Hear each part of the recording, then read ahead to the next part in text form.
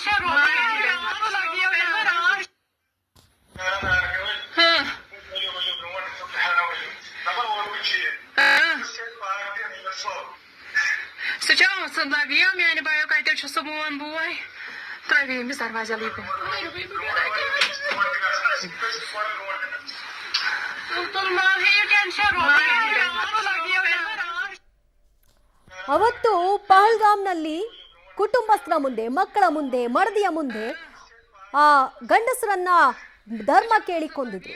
ಆಗ ಎಷ್ಟು ಅಂಗ್ಲಾಚಿದ್ರು ಕೂಡ ಬಿಟ್ಟಿರಲಿಲ್ಲ. ಇಲ್ಲಿ ನೋಡಿ ಈ ಸನ್ನಿವೇಶವನ್ನ. ಉಗ್ರ ತನ್ನ ಕುಟುಂಬಸ್ಥರಿಗೆ ಫೋನ್ ಮಾಡಿದ್ದಾನೆ. ಡ್ರೋನ್ ನಲ್ಲಿ ಕಾಶ್ಮೀರ ಕಾರ್ಯಾಚರಣೆಯ ಇಡೀ ದೃಶ್ಯ ಸೆರೆಯಾಗಿದೆ. ಡ್ರೋನ್ ಕ್ಯಾಮೆರಾ ಬಳಸಿ ಕಾರ್ಯಾಚರಣೆಯನ್ನ ನಡೆಸಿತ್ತು ಸೇನೆ. ಡ್ರೋನ್ ಕ್ಯಾಮೆರಾದಲ್ಲಿ ಇಡೀ ಉಗ್ರರ ಚಲನವಲನ ಎಲ್ಲವೂ ಕೂಡ ಸೆರೆ ಸಿಕ್ಕಿದೆ. ಕಟ್ಟಡವೊಂದರಲ್ಲಿ ಅವಿತು ಕುಳಿತಿದ್ದಂತಹ ಭಯೋತ್ಪಾದಕರನ್ನ ಸೇನೆ ಫಿನಿಶ್ ಮಾಡಿದೆ. ಪಿಲ್ಲರ್ ಹಿಂದೆ ಅವಿತು ಕುಳಿತಿದ್ದ ಉಗ್ರನು ಕೂಡ ಢಮ್ ಢಮಾರಾಗಿದ್ದಾನೆ. ಡ್ರೋನ್ ಅಲ್ಲಿ ಕಾಶ್ಮೀರದ ಕಾರ್ಯಾಚರಣೆಯ ಸಂಪೂರ್ಣ ವಿವರ ಸೆರೆ ಸಿಕ್ಕಿದೆ. ಆ ದೃಶ್ಯವನ್ನ ನೀವು ನೋಡ್ತಾ ಇದ್ರಿ. ಕಟ್ಟಡದ ಪಿಲ್ಲರ್ ಒಂದರ ಹಿಂದೆ ಆತ ಹೇಗೆ ಬಚ್ಚಿಟ್ಕೊಂಡು ಕುಳಿತುಕೊಂಡಿದ್ದಾನೆ ಅನ್ನೋದನ್ನ ಗಮನಿಸಿ. ಈ ಕಾರ್ಯಾಚರಣೆಯನ್ನ ನಡೆಸುವಂತ ಹೊತ್ತಿನಲ್ಲಿ ಸೇನೆ ಮತ್ತು ಉಗ್ರರ ನಡುವೆ ಒಂದಷ್ಟು ಚಕಮಕಿಗಳು ಕೂಡ ಆಗುತ್ತೆ. ಶರಣಾಗಬೇಕು ಅಂತ ಸೇನೆ ಅವರುಗಳಿಗೆ ಸೂಚನೆಯನ್ನ ಕೊಡುತ್ತೆ. ಬದಲಾಗಿ ಅವತ್ತು ಕುಳಿತುಕೊಂಡು ಭಾರಿ ಡ್ರಾಮವನ್ನ ಮುಂದುವರಿಸ್ತಾರೆ. ಅದಾದ ನಂತರದಲ್ಲಿ ಸೇನೆ ಸರಿಯಾಗಿ ಗುಂಡಿಟ್ಟು ಅವರುಗಳನ್ನ ಫಿನಿಶ್ ಮಾಡಿದೆ. ಕಟ್ಟಡವೊಂದರಲ್ಲಿ ಪಿಲ್ಲರ್ಗಳ ಹಿಂದೆ ಹೇಗೆ ಬಚ್ಚಿಟ್ಕೊಂಡು ಕುಳಿತುಕೊಂಡಿದ್ರು ಉಗ್ರರು ಅನ್ನೋದರ ಕಾರ್ಯಾಚರಣೆಯ ಸಂಪೂರ್ಣ ಚಿತ್ರಣ ಡ್ರೋನ್ ಕ್ಯಾಮೆರಾದಲ್ಲಿ ಸೆರೆ ಸಿಕ್ಕಿರುವಂಥದ್ದು. ನೋಡಿ ಅಲ್ಲಿ ಆತ ಒಬ್ಬ ಉಗ್ರ ಅಲ್ಲಿ ಬಚ್ಚಿಟ್ಕೊಂಡಿದ್ದ. ನಂತರ ಫೋನ್ ಮಾಡಿಕೊಂಡು ಅವರ ಕುಟುಂಬಸ್ಥರಿಗೆ ಮಾಹಿತಿಯನ್ನ ಹಂಚಿಕೊಂಡಿದ್ದ. ಈ ರೀತಿ ಆಗಿದೆ ಅಂತ ಗೋಳಾಡಿದ್ದೆ ಆತನ ಕುಟುಂಬಸ್ಥರು. ನೀನು ಶರಣಾಗ್ಬಿಡು, ನಿನ್ನ ಜೀವ ಉಳಿಸ್ಕೋ ಅಂತ.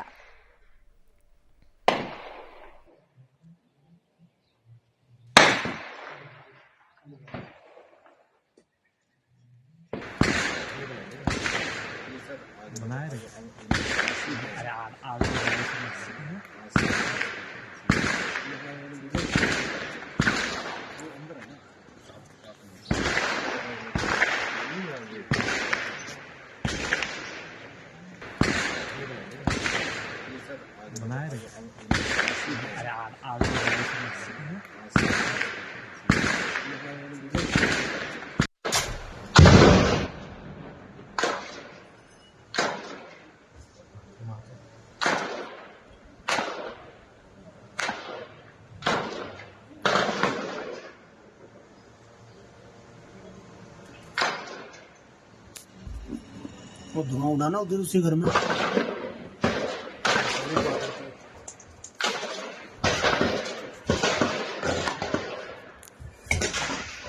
ಇನ್ನಷ್ಟು ಅಪ್ಡೇಟ್ಸ್ ಕೊಡ್ತಾರೆ ನಮ್ಮ ಪ್ರತಿನಿಧಿ ಪವಿತ್ರ ಕಡ್ತಲ್ಲ. ಪವಿತ್ರ, ಈ ತ್ರಾಲ್ನಲ್ಲಿ ಬಚ್ಚಿಟ್ಕೊಂಡಿದ್ದಂತಹ ಉಗ್ರರ ಕಾರ್ಯಾಚರಣೆ ಯಾವ ರೀತಿ ಆಯಿತು? ಆ ಸಂದರ್ಭದಲ್ಲಿ ನಡೆದಂತಹ ಬೆಳವಣಿಗೆಗಳ ಕುರಿತಾಗಿ ಸಿಗ್ತಾ ಇರುವಂತಹ ವಿವರಗಳೇನು? ದಿವ್ಯ, ಈಗ ಪಾಕಿಸ್ತಾನದಲ್ಲಿರುವಂತಹ ಸುಮಾರು 100ಕ್ಕೂ ಹೆಚ್ಚು ಉಗ್ರರನ್ನ ಅಲ್ಲೇ ಹೋಗಿ ಕೊಂದಿದ್ದಾಯಿತು. ಈಗ ದೇಶದ ಆಂತರಿಕ ಭದ್ರತೆಗೆ ಪದೇ ಪದೇ ಸವಾಲಾಗಿರುವಂತಹ, ದೇಶದ ಒಳಗಡೆನೆ ಆಕ್ಟಿವ್ ಆಗಿರುವಂತಹ ಉಗ್ರರ ತಲಾಶ್ ಕಾರ್ಯಕ್ಕೆ ಮುಂದುವರೆದಿದೆ. ಎಲ್ಲರೂ ಕೂಡ ಬಹುತೇಕ ಅಲ್ಲಿರುವಂತಹ ಲಷ್ಕರ್ ಜೈಷ್ ಉಗ್ರರು ಪಾಕಿಸ್ತಾನದ ಜೊತೆಗೆ ನೇರ ಲಿಂಕ್ ಅನ್ನ ಇಟ್ಕೊಂಡಿದ್ದವರು. ಸೊ ಅವರನ್ನ 48 ಅವರ್ಸ್ ಅಲ್ಲಿ ಒಟ್ಟು 6 ಜನ ಉಗ್ರರನ್ನ ಈಗಾಗಲೇ ಸೆದೆ ಬಡಿದಿದ್ದಾರೆ ನಮ್ಮ ಭದ್ರತಾ ಪಡೆಯವರು. ಮೊನ್ನೆ ಕೂಡ ದೊಡ್ಡ ಮಟ್ಟದ ಕಾರ್ಯಾಚರಣೆ ನಡೀತು, ಅಲ್ಲೂ ಕೂಡ 3 ಉಗ್ರರು ಹತರಾಗಿದ್ದಾರೆ. ಇವತ್ತು ಪುಲ್ವಾಮಾದಲ್ಲಿ ಟ್ರಾಲ್ ಭಾಗದಲ್ಲಿ ಈ ಒಂದು ಕಾರ್ಯಾಚರಣೆ ನಡೀತಾ ಇದೆ. ಅದರ ಹೈಲೈಟ್ಸ್ ಏನಂದ್ರೆ ಆ 2 ದೃಶ್ಯಾವಳಿಗಳು ದಿವ್ಯಾ. ಒಂದು, ಒಬ್ಬ ಉಗ್ರ ಸೇನಾ ಕಾರ್ಯಾಚರಣೆ ನಡೀತಾ ಇದೆ ಅಂತ ಗೊತ್ತಾಗ್ತಿದ್ದಂಗೆ ತನ್ನ ಜೀವವನ್ನ ರಕ್ಷಣೆ ಮಾಡೋದಕ್ಕೆ ವಿಲವಿಲ ಅಂತ ಒದ್ದಾಡ್ತಾನೆ. ಅಂದ್ರೆ ಭಯೋತ್ಪಾದಕರನ್ನ ಹುಡುಕಿ ಹುಡುಕಿ ಎಲ್ಲೇ ಅವಿತಿದ್ರು ಕೊಲ್ತೀವಿ ಅನ್ನುವಂತಹ ಸಂದೇಶ ಏನ್ ಸೇನೆ ರವಾನೆ ಮಾಡಿದ್ಯೋ ಅದನ್ನ ಯಥಾರೂಪ ಕಾರ್ಯರೂಪಕ್ಕೆ ತರ್ತಾ ಇದೆ ಅನ್ನುವಂಥದ್ದಕ್ಕೆ ಇದು ಸಾಕ್ಷಿಯಾಗಿದೆ. ಆತ ಪಿಲ್ಲರ್ ಹಿಂದೆ ಅವಿತಿರ್ತಾನೆ. ಡ್ರೋನ್ ಕಾರ್ಯಾಚರಣೆಯ ಮೂಲಕ ಆ ಉಗ್ರನ ಚಲನವಲನ ಎಲ್ಲವೂ ಕೂಡ ಸೆರೆ ಸಿಕ್ಕಿದೆ. ರೈಫಲ್ ಇಟ್ಕೊಂಡಿರ್ತಾನೆ ಕೈಯಲ್ಲಿ. ಇಮಿಡಿಯೇಟ್ ಆಗಿ ಆತನನ್ನ ಕೂಡ ಭದ್ರತಾ ಪಡೆಯವರು ಸೆದೆ ಬಡಿತಾರೆ. ಅದಾದ ಬಳಿಕ ಇನ್ನೊಂದು ವಿಡಿಯೋ ನೋಡಿ.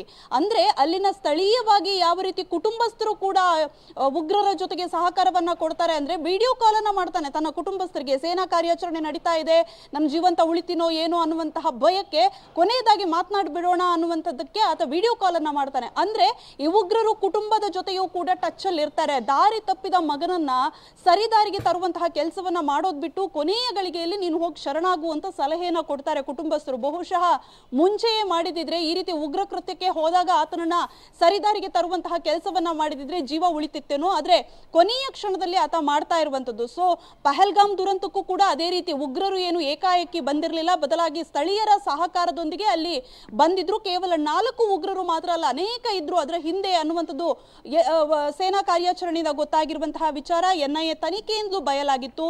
ಸೊ ಈಗ ಮೊನ್ನೆ ಆಪರೇಷನ್ ಕೆಲ್ಲಾರ್ ಅಂತ ಮಾಡಿದ್ರು. ಅದಾದ ಬಳಿಕ ಇವತ್ತು ಪುಲ್ವಾಮಾದಲ್ಲಿ ದೊಡ್ಡ ಮಟ್ಟದ ಬೆಳಗ್ಗಿನಿಂದಲೂ ಕೂಡ ಕಾರ್ಯಾಚರಣೆ ನಡೀತಾ ಇದೆ. ಇನ್ನೂ ಕೂಡ ಉಗ್ರರ ಜಾಡು ಇರುವಂತದ್ದು ಅಲ್ಲಿ ಪತ್ತೆಯಾಗ್ತಾ ಇದೆ.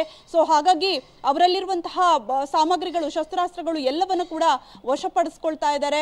ದೊಡ್ಡ ಮಟ್ಟದ ಅಂದ್ರೆ ಈ ಕೆಲವರೆಲ್ಲ ಹತರಾಗಿದ್ದವರು ಜೈಷ್ ಲಷ್ಕರ್ ಉಗ್ರರು ಏನಿದ್ದಾರೆ ಅವರು ಈ ಹಿಂದೆ ಕೂಡ ಮುಂಬೈ ಅಟ್ಯಾಕ್ ನ ವಿಚಾರದಲ್ಲಾಗಿರ್ಬೋದು ಅಥವಾ ಅನೇಕ ವಿಧ್ವಂಸಕ ಘಟನೆಗಳನ್ನ ಮಾಡಿದವರು, ಮೋಸ್ಟ್ ವಾಂಟೆಡ್ ಉಗ್ರರೇ ಕೂಡ ಆಗಿದ್ರು.